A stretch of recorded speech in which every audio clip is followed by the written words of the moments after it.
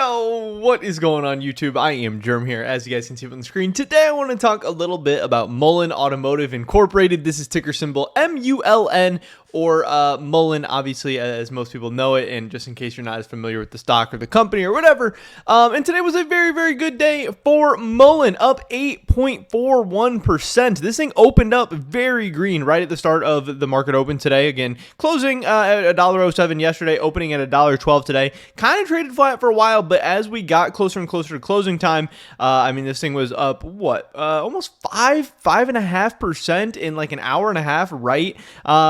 When market was closing, power hour, whatever you want to call it. So overall, it was just a very, very good day for Muln, up another 0.86% after hours. And we take a look at the broader market. Yes, the Dow Jones was up 1%. Yes, the S&P was up 1.46%. NASDAQ up 2.5%. Russell up 1.36%. So it was a green day all over the market. A very, very good day, and a very needed good day for the market when we've just been getting beat down and beat down and beat down. But none of those major indices were up 8% or 8.5% or anywhere near that. So I think that is a very, very good sign for Muln, obviously, to be outperforming the market on those green days. And now if the entire market goes on, a couple days, a couple weeks, a couple months, at some point we're going to over the next couple of years of some green days or some upward momentum. If Muln can continue to outperform them on those days, that's when the stock in this company will really be in business. But if they're not able to do that, that's where they're going to struggle. But hey, so far so good today. Things went well. We definitely have a lot of stuff to talk about. One of them is this from GlobeNewsWire.com, the fact that Muln, upcoming investor alert, Robbins, Geller, Rudman, and Dowd, LLP, great name, announces that Muln Automotive Incorporated, FKA Net Element Inc. investors with substantial losses have opportunities to lead Muln Automotive class action lawsuit. Now, we see this all the time. I don't know if all the time is correct, but I've seen this with a lot of stocks. Whenever stocks have issues or go down or whatever, there's always these different law firms and agencies and stuff that try taking on these class action lawsuits. Obviously, sometimes they will be successful. Sometimes they won't be. It's usually nothing to sweat too much. As an investor, shareholder, whatever, they're usually interesting stories. Sometimes they can get some money.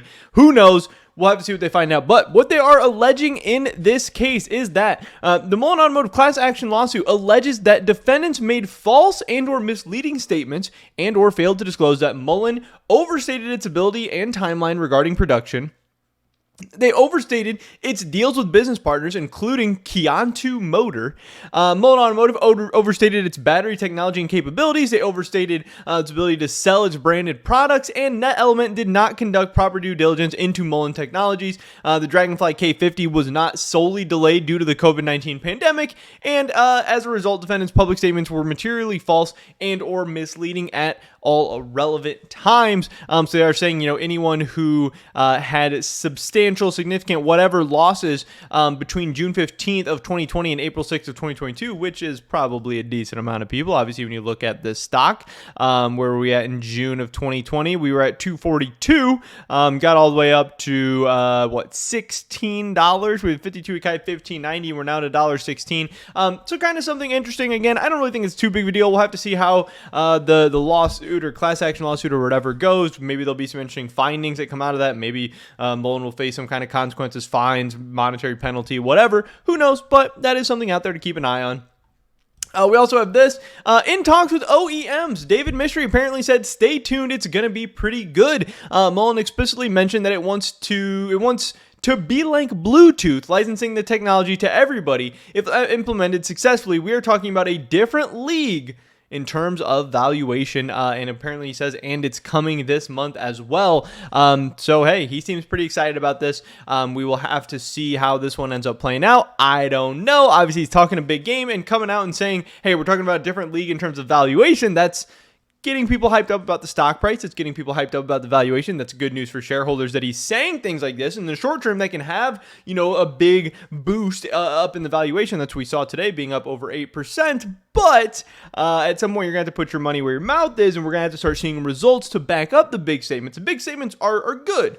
and they relieve some pressure and they get people excited. It's what like Elon Musk has obviously done an amazing job with Tesla, but Elon Musk and Tesla have also backed up their talk in a lot of ways, and that's what sent them into new heights and into new stratospheres. If you just talk, you can go up, but if you never back it up, you're going to come right back down. So we'll have to see what Muln is able to do, over the next couple of months in terms of making announcements and actually getting deals done and stuff. We also have the fact that the Fortune 500 company is still on track with its PR event. A member of the Muln community has confirmed that the Fortune 500 is still on track with a release event, whatever that entails, by the end of Q2, which is this month. Again, we are in June right now, so we have about 15 days left. I believe there's only 30 days in June. This info came directly from a trip to their facility where a few questions were entertained. So that is exciting. Again, we have been hyping up this announcement for a while of who this Fortune 500 company is going to be. There's all different kinds of speculation. Kind of the biggest piece of news I guess we have heard is that it's maybe not the name that people are expecting. It's maybe not as popular or as big of a name as people are expecting, but it's still going to be very, very significant. It's still going to be very, very exciting, and it's still going to be a huge deal for Muln. I don't know. We'll have to wait and see, but apparently we are still on track for that news and for that announcement to come out sometime for the end of the month, at least according to this Reddit post. We'll have to see how that goes and then break that down when the time comes. We have this from Seeking Alpha. Muln, too many positive catalysts ahead. They say here in this article, Muln has a plethora of positive catalysts coming up in June. The official start date for the Fortune 500 company order was May 12th, so apparently that's already started, but underway for over a month. Muln is working on the press release for the Fortune 500 company as we speak. Muln also announced impressive solid-state polymer battery test results. Because of the amazing battery test results, Muln started negotiations with a couple of major OEMs, and then Muln's vision is to share that technology. Again, like he said, they're talking about licensing that stuff out and being able to make money hand over fist. So obviously this is cool when a website like Seeking Alpha is putting out good news to all the people who check out their website and look for news, stuff like that. That's just going to be better exposure and just putting the stock in a good light to more and more people, more and more potential investors. We also had this. Sarah was called by Muln to come pick up a free t-shirt. Huge news coming soon. OEM is going to be huge.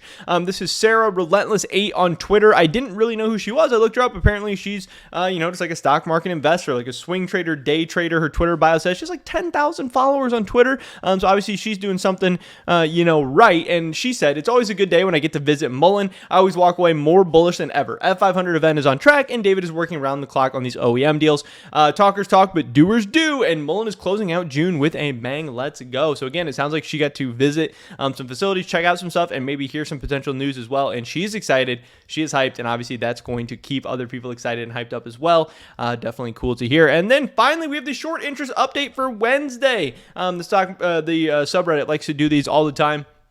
Short interest didn't change much, up 0.4%. Current short interest percent of the float is 11.04%.